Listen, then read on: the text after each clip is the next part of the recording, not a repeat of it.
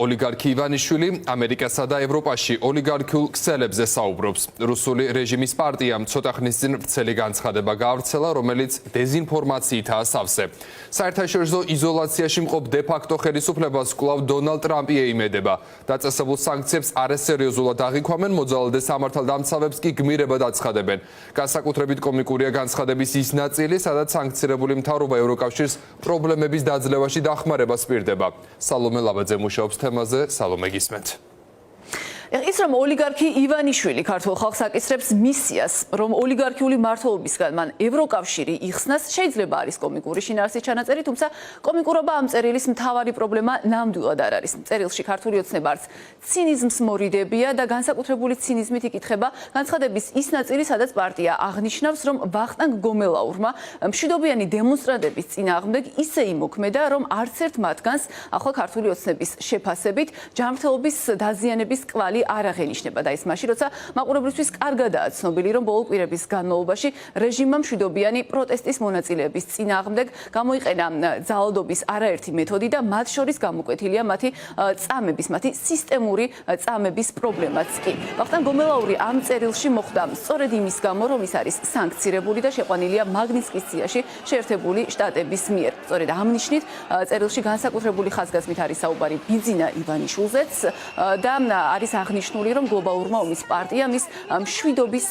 მშვიდობის დაცვის გამო დაასანქცირა. სწორედ გლობალური ომის პარტია და მასთან ერთად Deep State-ი განსაზღვრა ამ წერილით ქართულმა ოცნებამ მტრულ ძალებად და შემოგთავაზა მარტივი ფორმულაც იმის განსაზღვრისთვის, თუ როგორ უნდა დავადგინოთ, ვინ წარმოადგენს Deep State-სა თუ გლობალურ ომის პარტიას. როგორც ქართულ ოცნებაში გვეუბნებიან და გვიხსნიან, ამ პარტიის წევრად უნდა აღვიქვათ ნებისმიერი პირი, იქნება ეს პრემიერი თუ პრეზიდენტი რომელიმე ქვეყნის, რომელიც ქართული ოცნების წინააღმდეგ მოქმედებს. ამიტომ განსაკვირი არ არის, რომ წერილში განსაკუთრებული ყურადღება ეთმობა ჯო უილსონს, ამერიკელ კონგრესმენს, მას ორი აბზაცი გამოუყვა ამ ვრცელ განცხადებაში ქართულმა ოცნებამ ისაუბრა მის მეგობარ აქტზე, რომელიც სწორედ ქართულ ოცნებას და ამ რეჟიმის ყველა ლიდერს პირდება სანქციებს, დამატებით ზომებს შეერთებული შტატებიდან და აღნიშნა, რომ მეგობარი აქტი სინამდვილეში მტერი აქტია. ამ ფონზე კი მიუხედავად იმისა, რომ ჯო უილსონი არის ტრამპის უახლოესი გარემოცვის წევრი, ჰელსინკის კომისიის თავმჯდომარე და წარმოადგენს ორივე პარტიის შეთანხმებულ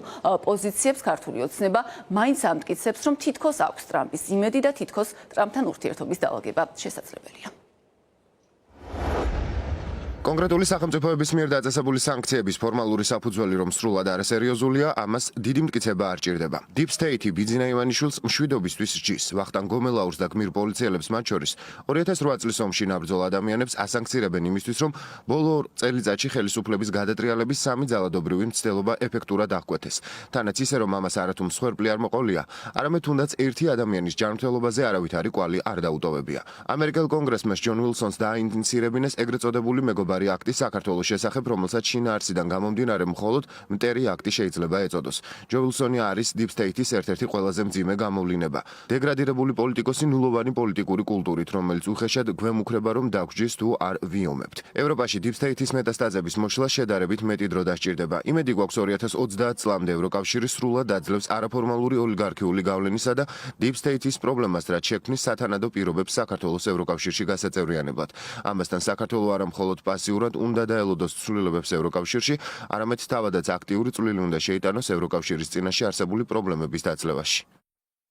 ოპოზიციაში კი ამბობენ, რომ წერილი, რომელიც ქართული ოცნების პოლიცსაბჭოს სახელით ქართული ოცნების Facebook გვერდზე გამოქვეყნდა, სინამდვილეში დაწერილია არა ამ პარტიის მიერ, არამედ ეს წერილი დაწერილია კრემლში და მის მიზანს წარმოადგენს ის, რომ ქართულმა ოცნებამ მორიგ ჯერზე სადოს ქართველი ხალხის მოტყუება, თითქოს ის მშვიდობის დაცვის გამო ისჯება და არა იმ პოლიტიკის გამო, რომელმაც ქართულ ხალხს დააკარგვინა დემოკრატიული გარემო და აკარგვინებს ევროპულ დასავლურ მომავალსაც. როგორც ოპოზიციაში ფიქრობენ, ეს წერილი გამოხატავს ქართული ოცნების მიერ იმის გააზრებას, რომ მათ მომავალში არ აქვთ იმის მოლოდინი, რომ რომელიმე ქვეყნისგან, რომელიმე დასავლელი პარტნიორისგან მოიპოვებენ რეჟიმის ლეგიტიმაციის აღიარებას და ამის საწინააღმდეგოდ ელოდებიან მხოლოდ მათ მიმართ ზომების კიდევ უფრო გამკაცრებას, როგორც შეერთებული შტატებიდან, ასევე ევროკავშირიდან და ახლა მათი მიზანი არის სწორედ ის, რომ ამ გამკაცრებულ ზომებს ეს ამ განკაცებულ ზომებს ქართველი ხალხი შეხვდეს უმზადებული და დაიჯეროს ქართული ოცნების მტკიცება იმის შესახებ, რომ თითქოს ბიძინა ივანიშვილი და მასთან ერთად რეჟიმის სხვა ლიდერები იშებიან მშვიდობის დაცვისგან.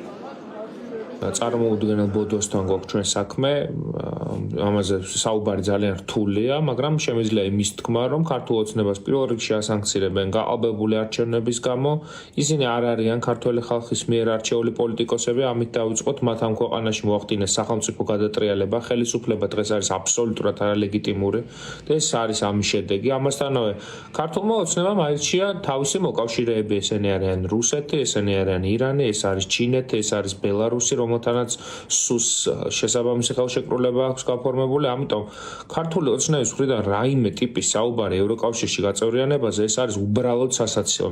აქედან გამომდინარე, ჩვენ ვაგრძელებთ იმ პროტესტს, რომელიც რუსთაველის გამზირზე უწყვეტად მიმდინარეობს უკვე 42 დღის განმავლობაში და ის შედეგი, რომლის დადგომისას ძალიან ეშინია ქართულ ოცნებას, რაც გულისხმობს ახალი არჩევნების დანიშნვას და ახალი ლეგიტიმური არჩევნების მიღებას, აუცილებლად დადგება. აი ეს ძალიან სამარცხვინო ოპუსი, რომელიც არ დაწერილა, რა თქმა უნდა, თბილისში და ამას უწერენ საკუთარი რუსი პატრონები და იდეოლოგები ამ გზავნილებს ბიძინა ივანიშვილს. რეალურად ასახავს ძალიან მნიშვნელოვან რამეს ქართველი ხალხისთვის და ეს არის ის, რომ ამ რეჟიმმა საბოლოოდ ჩაიქნია ხელი იმაზე, რომ მათ საერთაშორისო რაიმე სახის აღიარება და ლეგიტიმაცია ექნება მინიჭებული. ივანიშვილმა ძალიან კარგად იცის, რომ არაფერი არ შეიცვლება არც ტრამპის ადმინისტრაციის ფუნქციონირების დაწყების შემდეგ და რეალურად მხოლოდ გამკაცრდება როგორც არაღიარების რეჟიმი, ასევე ზეწოლის მექანიზმები მათზე და ეს არის მსვლელობა, რომ მორიგჯერზე მოატყუონ ქართველი ხალხი. დღევანდელი ქართული ოცნების პოლიტსაბჭოს განცხადება კიდევ ერთი ხაზგასმა იმის, რომ ქართული ოცნება არ აპირებს საქართველოს ევროპული გზით ტარებას. მან საბოლოო ჯამში გადაწყვიტა, რომ მოგონილი ისტორიებით უღალატოს ქვეყნის ეროვნულ ინტერესს, ასევე აშკარად ჩანს, რომ ისინი არიან პანიკაში და ცდილობენ საკუთარი ქმედებები გადააბრალონ ან გლობალური ომის პარტიას, ან Deep States და გაამართლონ ის რეჟიმი, რა რეჟიმის და ადამიანის უფლებების დარღვევასაც ჩვენ თითქმის უკვე ყოველდღიურად ხვდებით საქართველოში.